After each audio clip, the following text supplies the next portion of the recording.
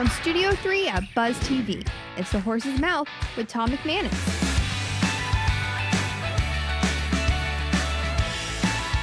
All right, welcome into The Horse's Mouth here at Tommy Mac's at my bar, of course. And it's movers and shakers time, which means Tom Reber is here, my good friend, back at the bar and bringing guests with him. Our show brought to you by Foodies Care, a great organization helping people right here in Northeast Florida. We're talking a little real estate, talk a little leadership, talk a little business, talk a little lending. We're going to wrap it all up in a nice little bow right here at the bar. So let's welcome in new friends and old friends to The Horse's Mouth. Brian Martin's here from Realty. Welcome back, Brian. How are you? I'm doing well. How are you? How's life? You know, how's real estate? It's busy. Is it? It is. Tell us about everything going on with you. Well, I gotta say, last year I think a lot of people were kind of nervous about interest rates. Mm-hmm. This year they're like, it is what it is. Let's get out there and do something. Yeah. Well, we got spoiled with the 2%. It's never 2%. We used to be happy with 5 or 6. Like, all right, this is fantastic. And then we got spoiled with 2%. So. Well, and then you heard the people that were like, back in my day, I'm at 18%. 18. And it's like, 6 is okay. You hear like people like 12 and they're like, yeah, we were good with it. Yeah. I mean, that's what it was. We just figured it out in our payments and got it done. Correct. Absolutely. Got to live somewhere. So we're talking commercial, residential, a little combination. What's your specialty? I do property management is where I started. Okay. And then I jumped into residential, new construction. Okay. Nice. And then I bounced out of that and went into commercial. Wow. For a quick second, and then jumped into residential. Okay. General. Good way to start your real estate career in the property management Correct. side, I would imagine, to know all the operational side of things. Correct. Yeah. It's a great way. You kind of learn how to work with people, and you really need it now more than ever. I worked with an apartment guy for a while, C-class. Talk about managing C-class properties. Been there, done that. Yeah, have you really? Oh, absolutely. That's a specialty. It's tough. Collecting rent. Yes. It's no joke. You're chasing for it, right? Absolutely. Hunting it down. Indeed. Yeah. Well, great to have you on the show. I'm glad to hear you. everything's going well. Spencer Combs is here from Spencer Combs Resources. Executive leadership, is that about right? That's about right. Yeah. Okay. I like the big elephant on your logo there. You told me off air about it, but tell the audience, what's with the elephant? Gets a little attention on a regular basis. I chose the elephant for many reasons, one of which I've got 3 daughters, live in a very matriarchal family kind of thing. Feeling. So I got 2 granddaughters, and I have 1 grandson. Finally got that one. There you go. So yeah, and then also I have a habit of having the conversation of the elephant in the room, right? The stuff that people don't want to talk about. Yep. I also do a lot of work with helping people build their business by, how do you eat an elephant? 1 bite at a time. Okay. Right. And then also on top of that, a lot of people that do leadership and all these types of coaching conversations, they love to use aggressive animals. But the fact is really the only natural predator in the wild for the elephant is going to be a human being. Wow. So with that being said, they don't have any natural predators either. So I wouldn't mess with an elephant. Let's put it that way. Apex predator, right there. Yeah, and it's going left to right for a reason. There's a lot of nuance for the elephant. Yeah. So what do you get? What do you do? Are you executive? You said coaching. I leadership, coach business, communication. A lot of business owners, high performers, people who are really, they're getting stuck between. We found there's 2 patterns after doing this in 20 years. Okay. They're either really good builders, or they're really good operators. Right. And you got to do both. Yep. And what happens is you end up leaning too much on whichever one you're naturally good at. So if you're a natural builder, you're going to try to out-hustle or outwork your way to the next level. Right. And that's a recipe for burnout and frustration. Yeah, right? Sure. And then those that are really good operators, they want to get it right. They over-optimize, and they just end up building an elaborate cage. Right. So with that being said, we have to balance. I wrote the book called Momentum and Mastery. Yeah. Wow. You got to have both. Yeah. To be able to actually create the results you want to get. And most people are leaning way too hard on the one and not realizing that I call it cultural gravity. Basically, life will force you to think that the best way out is to do more of whatever it is you're good at. Yeah. Yeah. So. Can't get over your skis, right? That's what they say. Yeah. Got to make sure you're nice and ready for landing. Yeah. Right? Takes both. It's hard, though, because you have the creative side and then you have the operational side. And the creative sometimes don't and they've kind of let it go, like just hope it's going to happen. Then the other side, they get stuck, like you were saying. They don't get creative to really get out there and grow. And you mend the two. There's three very basic pieces to the puzzle. It's mindset, mechanics, and movement. Yeah. All three pieces have to be there, and they all have to be congruence. And that's what I'm. Yeah. It doesn't take. Give me 5 minutes with anybody, and I can tell you exactly what's going on with your business and how to fix it.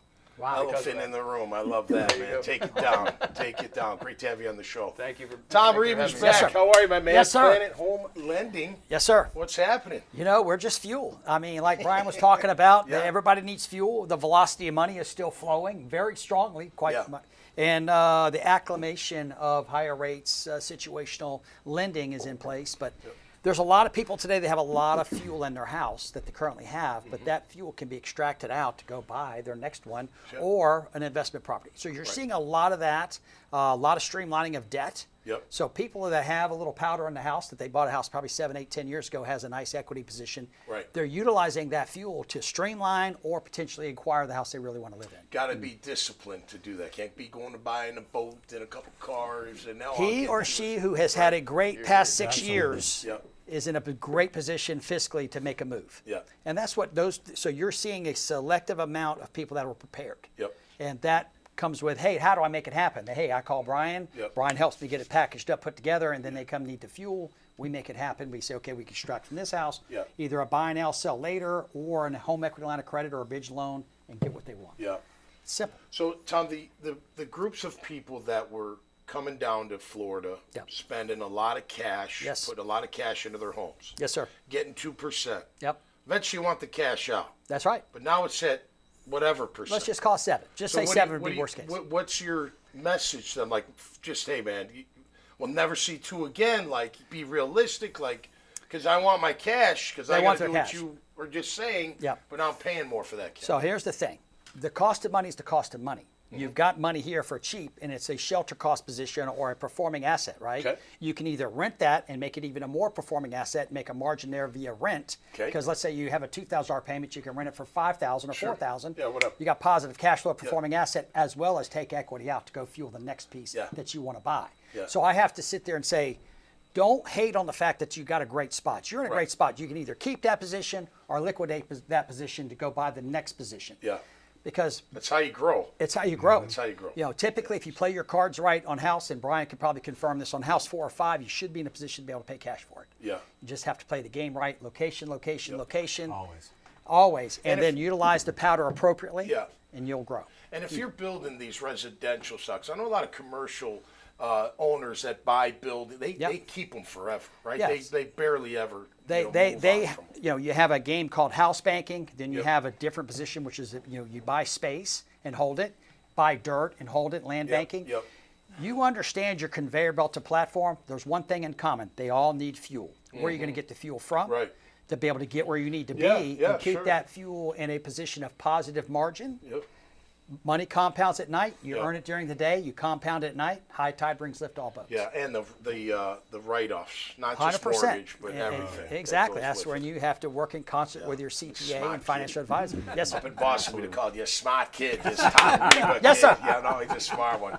Great to have you on Yes, the sir. show. Glad to be David here. Johnson's back. How are you, my man? Yes, sir. Great to Beaches see you Car again. Wash, of course, but into other things as well. Absolutely. What's your correct. latest thing you're into, man? So- You're creative-minded guy. Absolutely. I mean, Beaches Car Wash, of course, we have 2 locations. Yep. Longest running car wash in Jacksonville. Nice. First one opened in 1969. Wow. Beach opened in 1989. So, I mean, been around forever. We bought them 10 years ago, put a lot of money into them. Yep. We still do interior cleaning, which See that. there's only about 3 of us left in town that I'm aware of that still will clean your interior, which is interesting. Yep. Yep. Love it. And then we also have a company called Ivy League Gifts, and we do branded merchandise, et cetera, et cetera. And I brought you some good things. All right. Got to keep your car smelling good. So Nice. there's those. Okay, And good. this, I think, if you've Oh, got yeah. multiple Universal adapter. electronic devices, a universal adapter. Yes, You got sir. it. Oh, I And love works. it. I mean, why Thank not? you. Why not? Appreciate that. So that keeps us very busy. Absolutely. Yeah, cleaning the interior, I would think, like, for Ubers and Lyft drivers, like, you never know who you're picking up at night. You know what I mean? 100%. Go in there and you don't have to clean it yourself. Have someone else clean it. 100%, which Yeah. is why we bought them 10 years ago. We were customers. We like the fact that we could literally take our car there and get everything done from drive it through ourselves and do our own interior to have someone else do our interior to have Okay. it waxed, like Yeah. a detail. So like we call them express details. But So, David, you've been successful in business. You're a creative guy, but you also understand operations. How did you get there? absolutely. So went to University of Florida, got my degree in business administration, was pre-med, went to business administration, Okay. started in the pharmaceutical industry, and I'll tell you, it taught me a ton. Healthcare has a lot of compliance and rigor, and I had to learn how to be strategic at a young age in my 20s, and then I moved to Jacksonville in 2000 and helped launch a company called Availity, which then became one of the largest health information That's right. networks in the whole country, actually, and there was about 10 of us that actually started it, so I had to learn all kinds of things about running a startup and getting the sales off the ground and marketing off the ground and you name it. And then we decided to kind of leave corporate life and start Ivy League Gifts with my sister and then buy car washes. And That's right. so the entrepreneurship has kind of just expanded and I love it. It's Yeah. fantastic. And I'm not a kid anymore. I'm Yeah, neither am 56 I. now, so. I'll tell you one thing about entrepreneurs that I don't think people really appreciate until you do it is the value of your schedule. Yeah. Like there's a lot of value in making your own schedule, not You're being correct. told where to go, what to do, Voluntold. how to be, that kind of stuff. 100%. There's a lot of value in that, but there's a lot of risks too, There is. because there's not a lot of security until you make your way. But it sounds like all 5 of us have Yeah. done just that. Oh, yeah, I mean, absolutely. look at the rigor you had with the No doubt, Jaguars. I mean, now absolutely. you're doing your own thing. You're Yeah. doing your own thing. That's Yeah. right. It's no risk, no reward. That's right. I have my tagline in my emails: believe, create, hustle your ass off. If you can 100%. do all 3 of those, you'll be all right. 100%. All right, let's talk about our Jag, shall we? Minus this guy right here, the fish fan. We'll get to him in a minute.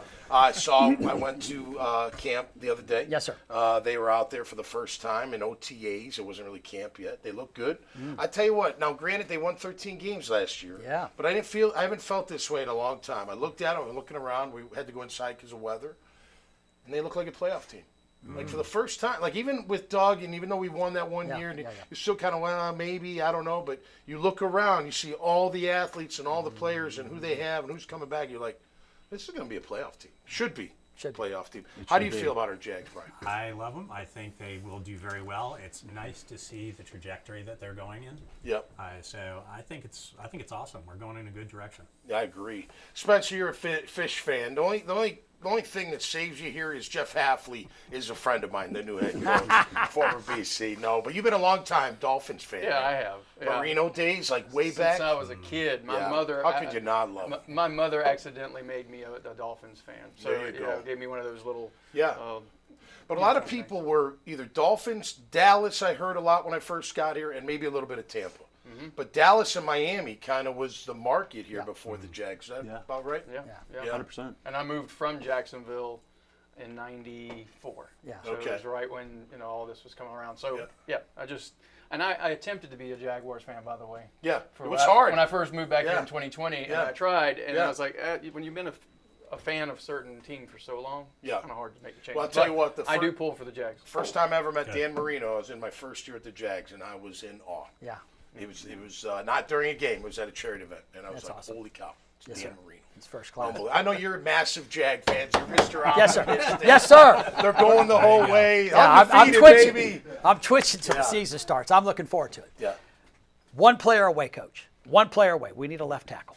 Okay. We need a left tackle. Once we get our left tackles bolted down, I'd like Okay. to get one free agent move on left tackle. We've got a punter, all-world punter. We have an all-world kicker. Yeah. It's crazy to say that, but our special teams Top of the line. Top of the line. Best in NFL. Yep. I love our defensive coordinator. Yeah. Love our defensive Yeah, coordinator. Campanelli's Yeah, great. Campanelli's Yep. fantastic. Yep. Our offensive coordinator's got game as well. Yeah. Trevor's playing. He Yeah. had an awakening last year. Yeah. Liam's a man. Liam's a guy. I haven't got to He Liam sets the tone for the whole thing. Liam has a quiet energy and a frequency that the players get. Got a little swag. Got a little swag. He's got a little swag. So He's from he New has, England. You know, he those has guys up quiet there, they don't confidence fight with each swagger. other. It's a weird combo. Yep. Quiet confidence with swagger.